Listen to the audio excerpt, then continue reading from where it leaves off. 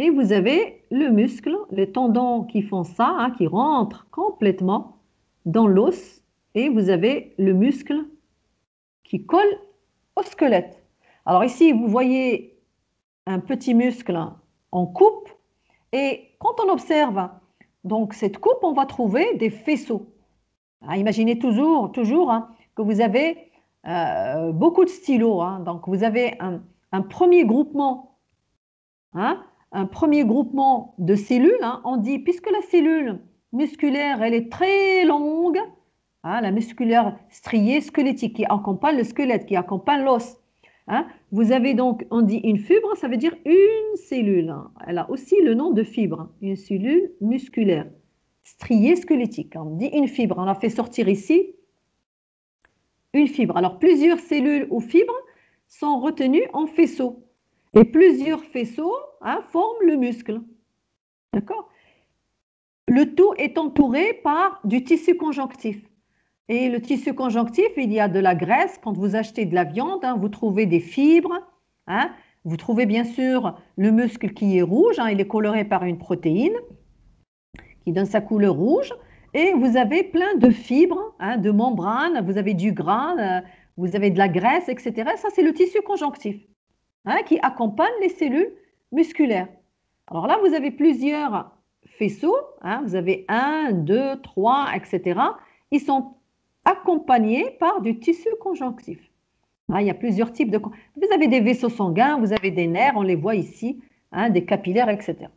Alors, ce qu'on voit, donc cette coupe, on la voit ici. Hein. Alors, quand on va donc détailler les faisceaux, on va faire sortir un faisceau. Vous avez ici un faisceau qu'on a fait sortir. Hein. Voilà. Il est formé par un groupement de cellules. Alors là, on a fait sortir une cellule. On dit une fibre musculaire striée squelettique. Alors, à l'intérieur de la cellule, on va trouver la même chose que dans le muscle entier. On va trouver des paquets de myofilaments. On va trouver des filaments hein, musculaires. La même chose que ici, on va trouver une architecture dans une cellule. On observe une cellule, on va trouver des groupements de myofilaments, hein, de filaments contractiles d'actine et de myosine. Alors voilà donc cette cellule. Hein, vous avez ici une cellule. On a terminé avec le muscle, tout le muscle. D'accord? Maintenant, on a pris une cellule. Ça, c'est le schéma d'une cellule. Alors, avec sa membrane plasmique, en orange, vous avez la membrane plasmique. Et à l'intérieur, dans le cytoplasme, on va trouver les myofibrilles. On va trouver des paquets de myofibrilles dans le cytoplasme. Voilà, plein de myofibrilles.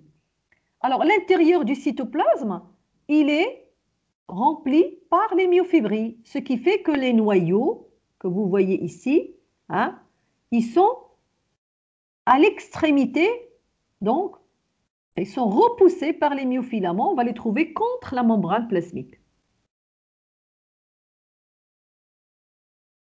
Bien sûr, vous avez ici, vous avez remarqué qu'une cellule musculaire, hein, alors je termine ici, musculaire striée squelettique, hein, striée squelettique, il y a plusieurs noyaux. Elle est multinucléée.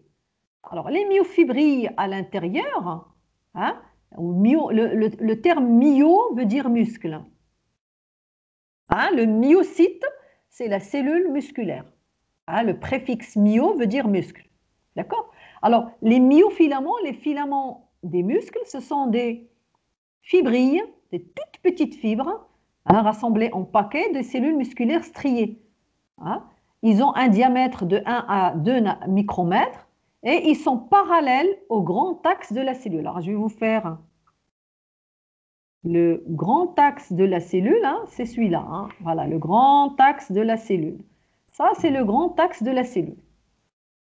Alors, le petit axe de la cellule, hein, je vais vous le faire avec une autre couleur. Hein. Voilà, le petit axe, c'est ça.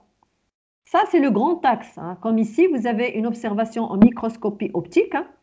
hein, et on peut voir la striation. Vous avez vu ici cette striation, hein, striation, les stries.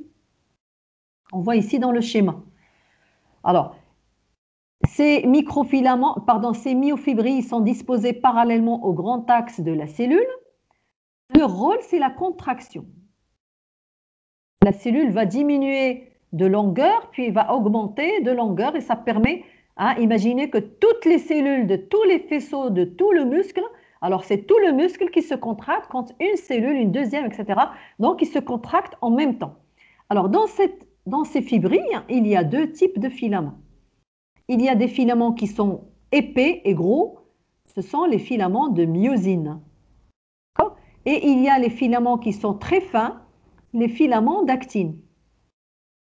Ces deux types de filaments, les filaments fins et épais, vont former les sarcomères, que vous connaissez très bien, que vous avez vu au lycée.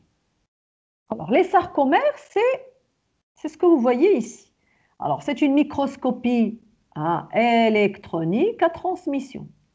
On a coupé la cellule musculaire.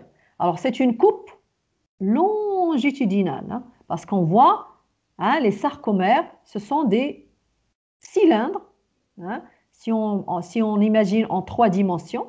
Alors, ici, vous avez l'intérieur, le cytoplasme d'une cellule musculaire, hein.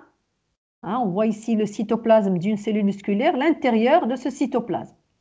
Alors, qu'est-ce qu'on voit? Puisque le muscle a besoin de se contracter, hein, pour faire un mouvement ou autre, hein, d'accord? Alors, il a besoin d'énergie, d'ATP. C'est pour ça qu'on va trouver les centrales énergétiques, hein, qui donnent l'ATP très, très nombreuses. Hein, on va les trouver, hein, c'est une photo réelle, hein, observation réelle. Hein, vous avez ici les cylindres mitochondriaux, hein, qui vont donner l'ATP. Hein. Et on va trouver les sarcomères. Alors, je vais vous entourer un sarcomère. Hein. Ça, c'est un sarcomère, un deuxième sarcomère, etc. Et ici, bien sûr, vous avez une mitochondrie, etc. Alors, les sarcomères, hein, sont limités par les strizèdes. Hein, d'accord? Et plusieurs sarcomères vont former, hein, un myofilament. Alors ici, vous avez le détail du sarcomère. Alors, vous avez deux strizèdes qui vont limiter un sarcomère. Alors ici, vous avez un sarcomère. D'accord? Entre deux strizèdes. Alors, le sarcomère est l'unité qui forme le myofilament. Alors, comment est organisé? Alors, on va observer une partie qui est très sombre, hein, qui est occupée par les filaments épais ou de myosine. Hein. C'est la bande A. Ici, nous avons la bande A. Puis, à l'intérieur de la bande A, nous avons une petite ligne. Hein, une petite ligne, hein, c'est la ligne M. Et cette ligne M, elle se trouve au niveau d'une petite bande qu'on appelle la bande H, hein, que vous voyez ici, un peu plus clair. Alors, ça veut dire que le filament, la bande A, hein, la bande A, voilà, elle est en son milieu, on va trouver la bande H. Voilà. Et au milieu de la bande H, on va trouver la ligne M. D'accord? C'est le milieu des myosines, hein, la bande M, c'est en vérité, on va le voir tout à l'heure, c'est le milieu d'un filament. Je vais dessiner, je vais vous faire la longueur d'un filament de myosine. Hein. Nous avons ici le filament épais ou de myosine. Hein. D'accord? Alors, je vais changer de couleur. Hein. Je vais vous mettre le jaune, par exemple. Alors, des strizèdes vont partir, je vais mettre ici, vont partir les filaments fins que j'ai mis ici en jaune. Voilà. Il y a plusieurs filaments fins. Voilà, je vous ai mis entre les filaments de myosine, nous avons les filaments fins, d'accord, ou d'actine. Ils vont s'arrêter, hein, ils vont s'arrêter exactement au niveau de la bande H. C'est pour ça que vous avez donc cette partie claire, la bande H. Alors, ces filaments fins, hein, les filaments minces, n'arrivent jamais à la ligne M. Hein, ils ne se touchent jamais, c'est-à-dire qu'ils ne vont pas pendant la contraction, quand le muscle se raccourcit, ou le sarcomère se raccourcit, les filaments fins n'arrivent jamais à la ligne M. Ils vont seulement donc rentrer dans la bande H sans arriver à la ligne M. Ça, c'est le sarcomère. Alors, voilà comment c'est organisé. Alors, en couple longitudinal, donc un sarcomère, hein, il est formé, donc, vous avez ici les strizèdes, hein, vous avez strizèdes, je vais changer de couleur.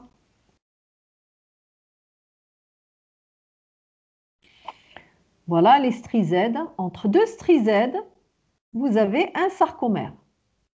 Et à l'intérieur, au niveau de la bande A, la bande, on dit sombre, très dense, hein, on la voit très noire, donc vous avez les filaments de myosine. Hein. Ils sont là, les filaments de myosine.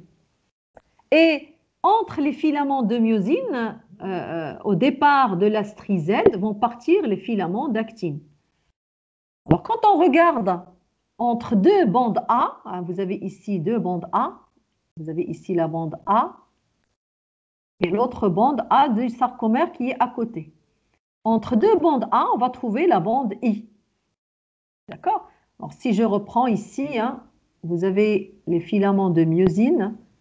Voilà, les filaments de myosine. On va mettre le zigzag pour la strizède. Hein, et vous avez ici les filaments d'actine qui vont aller entre. D'accord?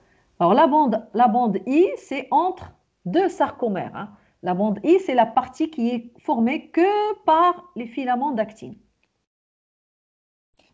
Alors, quand on fait une coupe transversale, hein, c'est ce que vous voyez à droite.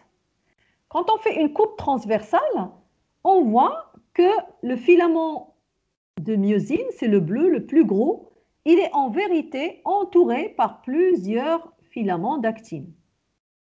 Hein? Donc, c'est comme ça qu'ils sont organisés réellement.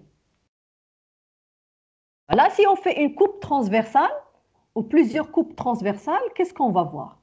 Alors, si on coupe au niveau de la bande I, alors ici, nous avons la bande I. On va trouver hein, que de l'actine. Hein, on va trouver que de l'actine. Parce qu'on est au niveau de la bande I. Il n'y a que les filaments d'actine. Alors, si on coupe, hein, si